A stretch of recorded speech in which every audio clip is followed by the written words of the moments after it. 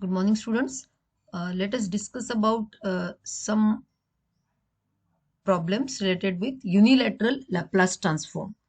Now, as we know that in case of unilateral Laplace transform, we try to find out the transform considering that existence of the particular function or the signal as unilateral signal. So for example, some simple signals first of all we will consider. So this is first one, say x of t is equal to delta t. This is our standard signal, that is unit impulse. Now here it is Laplace transform. As per definition, we define Laplace transform as x of t into e raised to minus st dt, where s is treated as a complex variable in s plane, and the integration is over the interval 0 to infinity, since we are taking it as unilateral. By default, we know that delta t is a function whose written value is 1. So therefore, Laplace transform of delta t will be integration 0 to infinity delta t e raised to minus st. Since delta t exists at t equal to 0, whose value is 1, and therefore directly we are writing the integration of e raised to 0.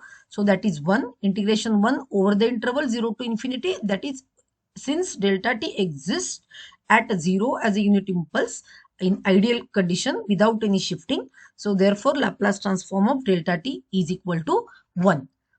Now second case is, for example, one more standard signal we are taking here, and that is x of t is equal to u of t.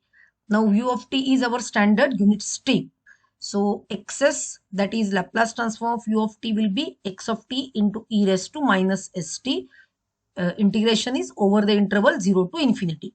Now this will be equal to, since value of u of t is 1, so 1 into e raised to minus st dt.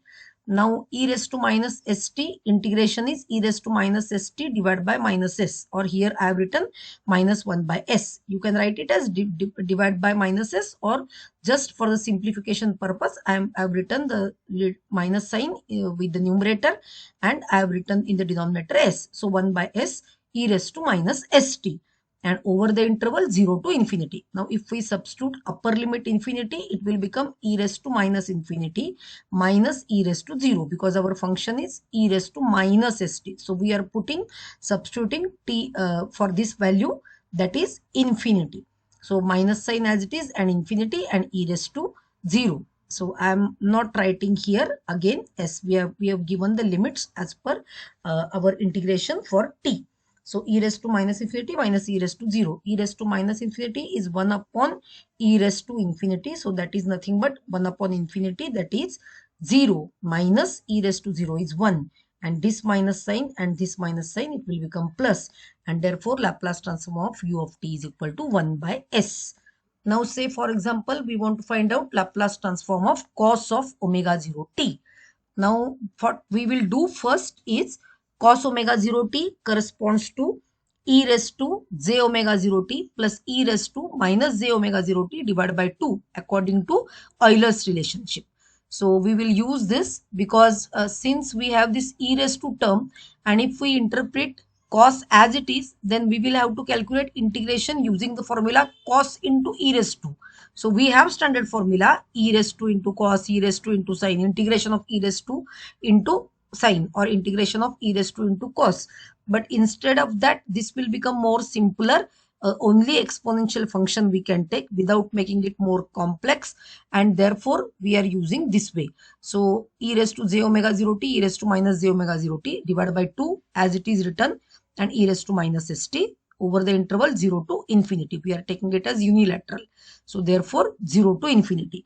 Now this 1 by 2 I am writing as 0 0.5. So here 1 by 2 is 0 0.5, wherever this is 1 half, and into bracket 0 to infinity. First term is e raised to j omega 0 t into e raised to minus st. So here we have taken this term and this term together, and plus second term is 0 to infinity e raised to minus j omega 0 t into e raised to minus st. As we know that e raised to a into e raised to b is e raised to a plus b. So these two terms, e raised to, we are going to club the power. So therefore it will become e raised to minus sign. I have taken outside s as minus sign taken outside, therefore s minus to this j omega 0 t minus j omega 0, and then outside the bracket I have written t dt. So e raised to something into t dt, and this term will be again minus sign common, s plus j omega 0 t dt.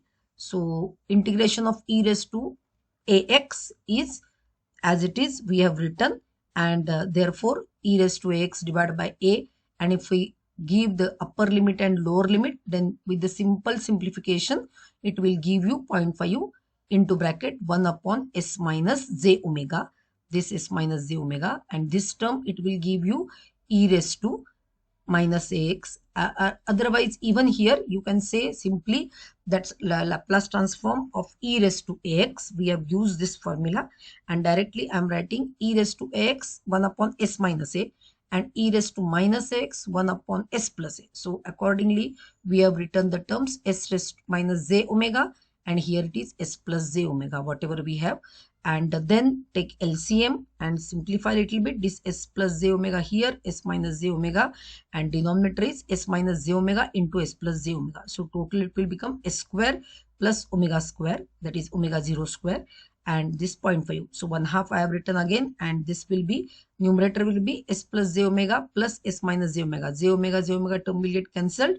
S plus s 2s. So 2s divided by s square plus omega square, and this 2 will get cancelled, s upon s square plus omega 0 square. So standard function cosine Laplace transform of cos of omega 0 t is equal to s upon s square plus omega 0 square, or if you want to remember it as Laplace transform of omega t, that will be s upon s square plus omega square. Same fashion for sine omega 0 t, same style. Only thing is that in Euler's relationship, as we know that for cos it is e raised to j theta plus e raised to minus j theta divided by 2. For sine it is e raised to j theta minus e raised to minus j theta divided by 2j. So same fashion we have written the terms 1 upon 2j outside, Laplace transform of e raised to j omega 0 t minus e raised to minus j omega 0 t. We have written separately the terms 1 upon 2j outside, integration of 0 to infinity e raised to j omega 0 t into e raised to minus st. Same fashion e raised to minus j omega 0 t into e raised to minus st. So this minus sign we can take common, then e raised to term, here also e raised to term with the denominator.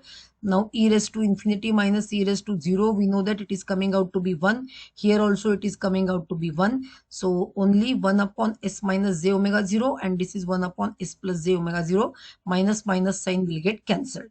And again same fashion, if we take LCM and we simplify it little bit, then the difference is only 1 upon 2j. Here numerator will be 2j omega 0 and divided by s square plus omega 0 square. And ultimately it is coming out to be omega 0 divided by s square plus omega 0 square. So this is again one more standard transform. Laplace transform of sine omega t is omega 0 divided by s square plus omega 0 omega square. Or if we write it as omega 0, then omega 0, or if it is a, then a, whatever it is. So formula is for cos it is, here we have seen s upon s square plus omega square, and for sine it is omega upon s square plus omega square. Either you treat it as omega 0, since in the numerical in the beginning we have taken it as omega 0. If you are writing only omega, or you are writing only sine of, say for example your sine of phi t, then instead of omega 0 there is 5. So Laplace transform will be 5 upon s square plus phi square. Or if here we will take cos of 3t, then it is s upon s square plus 3 square, that is 9. So like that you can remember. So just basic 3-4 sample functions we have considered here, that is delta t, u of t, cos t and sin t. And by default in sin t and cos t, e raised to is automatically considered. Thank you. In the next video we will talk about Laplace transform properties.